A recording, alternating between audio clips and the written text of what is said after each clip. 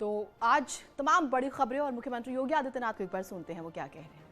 चर्चा को आगे बढ़ाने में मदद मिली, लेकिन यह वर्ष हम सब के लिए इसलिए महत्वपूर्ण है। एक और आजादी का अमृत महोत्सव और दूसरी ओर चौरी चौरा की उस ऐतिहासिक घटना का शताब्दी वर्ष भी यह वर्ष है। और इस अवसर पर देश के संविधान दिवस के कार्यक्रम के साथ हम सबका जुड़ना, और वह भी उत्तर प्रदेश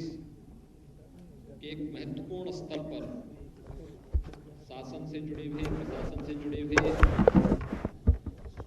विभिन्न बार एसोसिएशन और बार काउंसिल से जुड़े हुए पदाधिकारियों का एक मंच पर एक साथ उपस्थित होना एक अद्भुत अवसर हम सबको करता है। मैं इसके लिए इस अवसर पर आप सबका हृदय से स्वागत भी करता हूं, अभिनंदन भी करता हूं। हम सब जानते हैं कि 26 नवंबर 1949 को हमारे देश का संविधान को अंगीकृत, अधिनियमित और आत्मात्मक अवसर हम सबको प्रदान करता है। मैं इसके लिए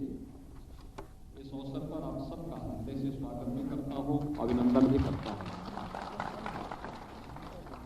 हम सब जानते हैं कि 26 नवंबर 1949 को हमारे देश का संविधान को अम्बेडकर जी को, जिन्होंने इस कार्यक्रम को बखूबी निर्वहन करते थे। अगर आप देखेंगे भारत के संविधान को, तो जो मूल प्रति है भारत के संविधान, भारत के गणतंत्र के शताब्दी वर्ष था, उस वर्ष हमें संसद की ओर से उसकी मूल प्रति उपलब्ध कराई गई थी। और उस मूल प्रति को देख करके लगता था कि वास्तव में भारत के संविधान निर्माता कितने दूरदर्शी थे, जिन्होंने भारत के संविधान, भारत के गणतंत्र के शताब्दी वर्ष था, उस वर्ष हमें संसद की ओर से उसकी मूल प्रति उपलब्ध कराई गई। और उस मूल प्रति को देख करके लगता था कि वास्तव में भारत के संविधान निर्माता कितने दूरदर्शी थे, जिन्होंने भारत की सभी भावनाओं को कहीं पर लिपि के माध्यम से और कहीं पर चित्रों के माध्यम से संविधान में उकेरने का पूरा प्रयास किया और उसमें सफल भी रहे। अगर कहा जाए कि भारत की मूल प्रति ही भारत की आत्मा भी है, इसमें कोई संदेह किसी को नहीं पड़ता। और बाबा साहब भीमराव अंबेडकर की इस स्मृति को जीवंत बनाए रखने के लिए प्रधानमंत्री मोदी जी ने जब बाबा साहब भीमराव अंबेडकर के नाम पर उनकी स्मृति को बनाए रखने के लिए अंबेडकर स्मारक की आधारशिला के अवसर पर 19 नवंबर 2015 को मुंबई में प्रधानमंत्री जी ने इस बात की घोषणा की थी कि 26 नवंबर की तिथि भारत के संविधान दिवस के रूप में मनाई जाने की आवश्यकता है। और उसके उपरांत हम सब जानते हैं कि बाबा साहब भीमराव अम्बेडकर की 125वीं जयंती वर्ष के उपलक्ष्य में 26 नवंबर 2015 को भारत में पहली बार संविधान दिवस के आयोजन को पूरी भव्यता के साथ मनाया गया था। और तब से प्रतिवर्ष पूरा देश इस संविधान दिवस के साथ जुड़ करके भारत के संविधान के प्रति अपनी प्रतिबद्धताओं को और अपने संकल्पों को जोड़ने का कार्य करता है। भाइयों बहनों, हम सब इस बारे में देखते हैं आज जो यहाँ पर महत्वपूर्ण उद्बोधन हम सबको प्राप्त हुआ है आदरणीय प्रधानमंत्री जी का, आदरणीय उपराष्ट्रपति जी और आदरणीय राष्ट्रपति जी का, उसने उन सभी भावनाओं का ही प्रतिनिधित्व किया जो भारत के संविधान की मूल भावना है और भारत के संविधान की उन्मूल भावना का प्रतिनिधित्व मुझे लगता है या किसी व्यक्ति, किसी जाति, किसी मौत,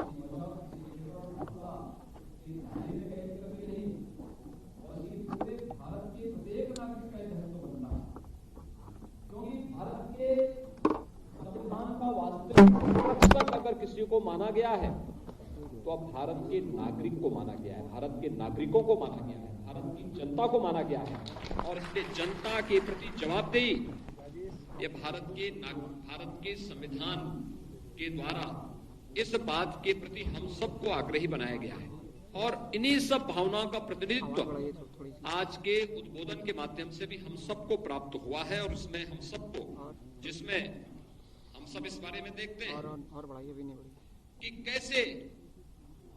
इस पूरी भावनाओं को घेरने का प्रयास हुआ है। और भारत के संविधान ने भी, क्योंकि जब भारत 1947 के पहले, जब भारत की आजादी की बात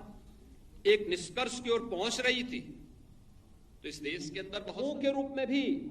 दिखाने का प्रयास किया था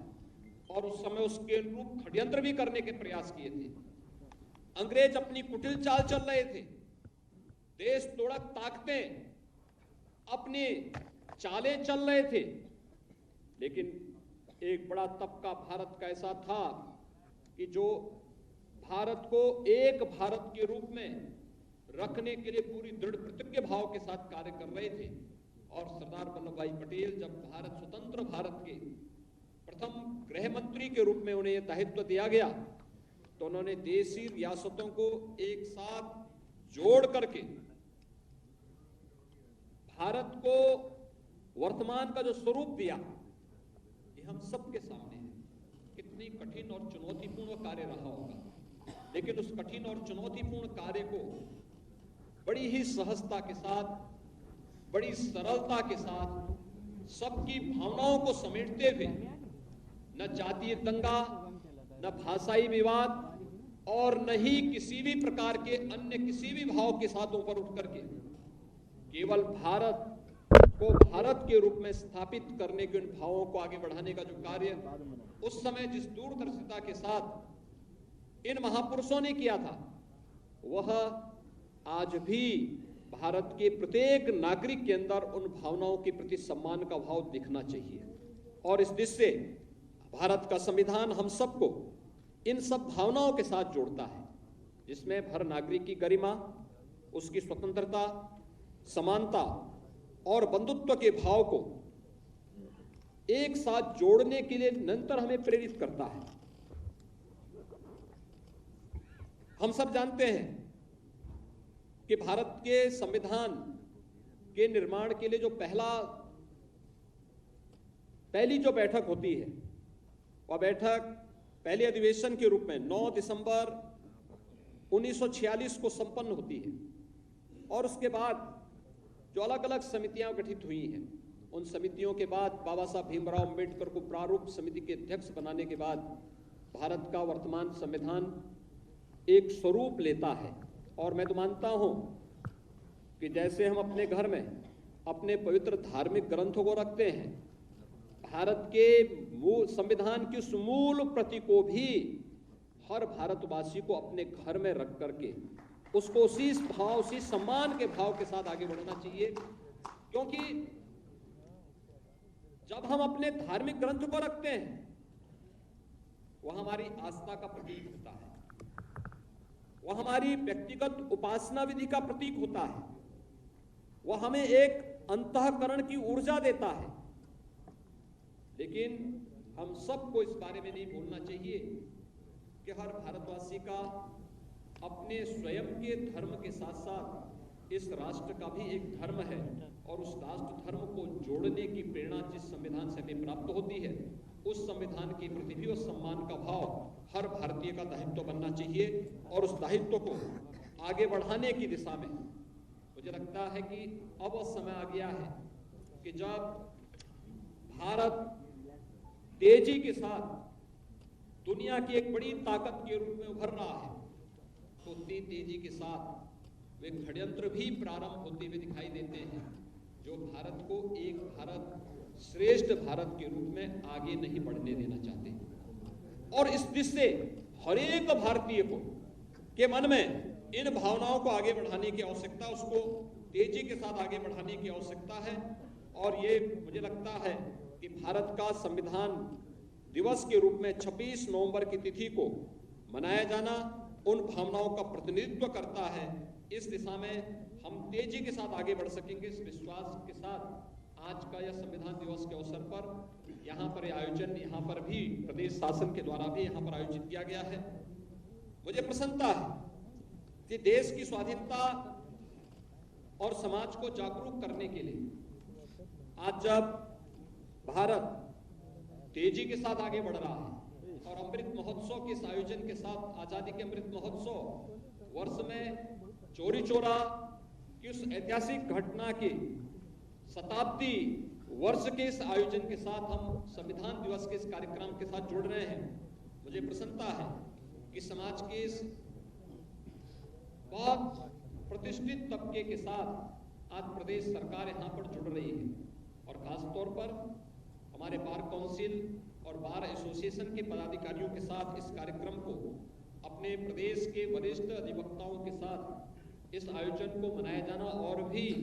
न केवल आनंददायक बल्कि स्फूर्तिदायक भी यह इस अवसर पर हम सबको प्रतीत होता है। मुझे प्रसन्नता है कि प्रदेश के अंदर विगत 4.5 वर्ष के अंदर प्रदेश सरकार ने जिन भावनाओं को लेकर के आप निरंतर कार्य करते हैं, उस रूल ऑफ लॉ को लागू करने के लिए जो प्रयास प्रारंभ किए, उसने प्रदेश के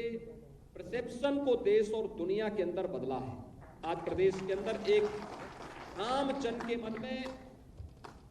प्रदेश के प्रति एक विश्वास का भाव बढ़ता हुआ दिखाई देता है। आज वो समय नहीं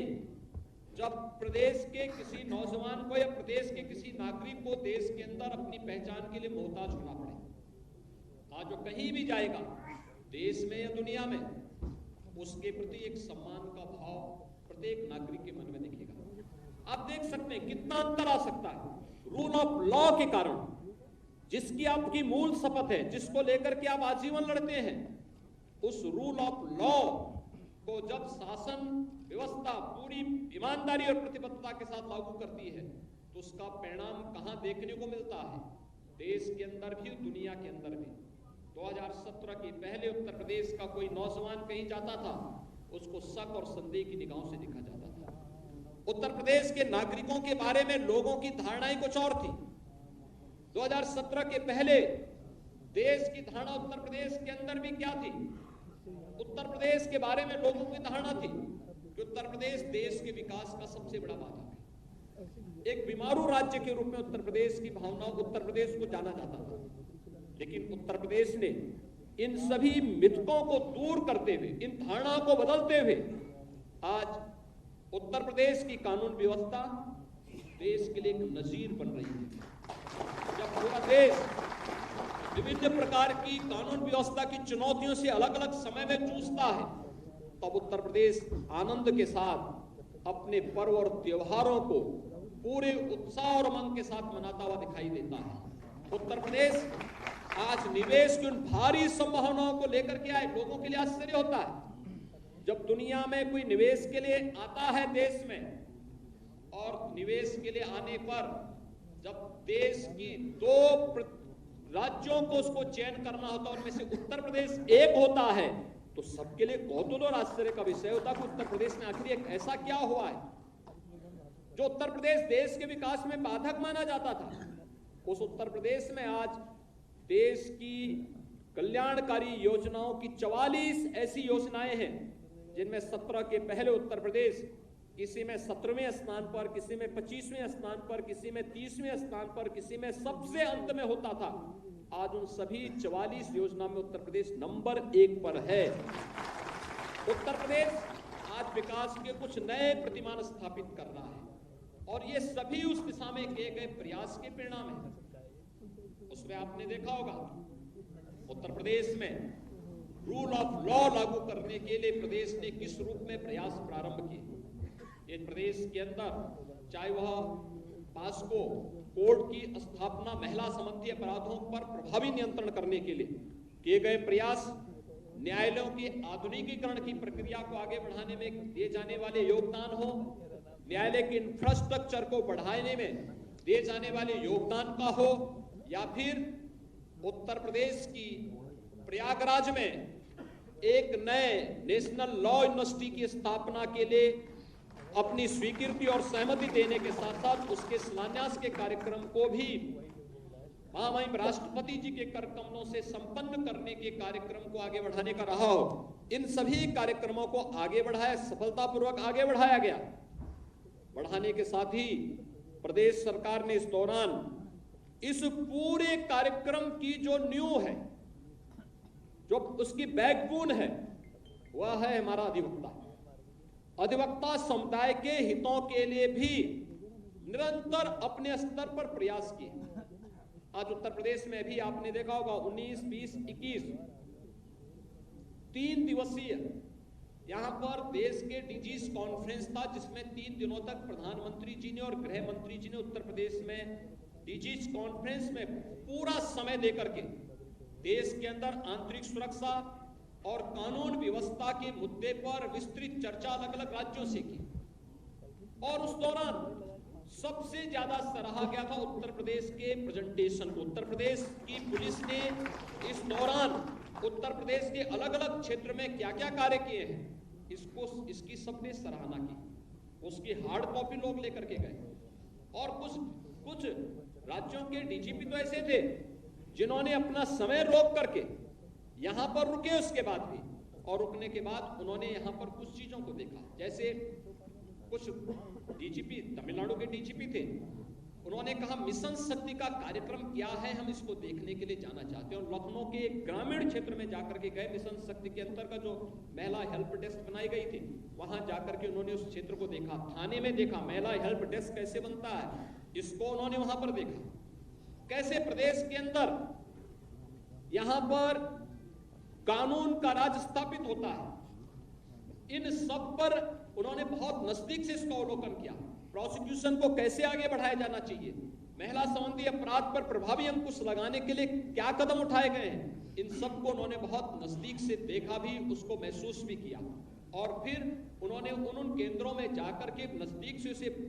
देख करके भौतिक सत्यापन करके फिर उसकी हार्ड कॉपी को, सॉफ्ट कॉपी को अपने साथ लेकर के गए कि हम भी अपने राज्य के अंदर इस प्रकार के कार्यक्रमों को आगे बढ़ाने का कार्य करेंगे। और आज इस अवसर पर इन सभी कार्यक्रमों को सफलतापूर्वक प्रदेश के अंदर लागू करने के लिए जो हमें समय समय पर प्रदेश के न्यायपालिका से, बार और बेंच का जो सहयोग, सकारात्मक सहयोग निरंतर प्राप्त हुआ, आज उसका परिणाम है कि राज्य हर एक दिशा में अपने बारे में जो परंपरागत धारणाएं राज्य के बारे में थी, उन सभी धारणाओं को निर्मूल साबित करने और एक नए उत्तर प्रदेश, एक नए भारत के नए उत्तर प्रदेश को बनाने में हमें काफी हद तक सफलता प्राप्त हुई। तो आप सुन रहे थे मुख्यमंत्री योगी आदित्यनाथ को एक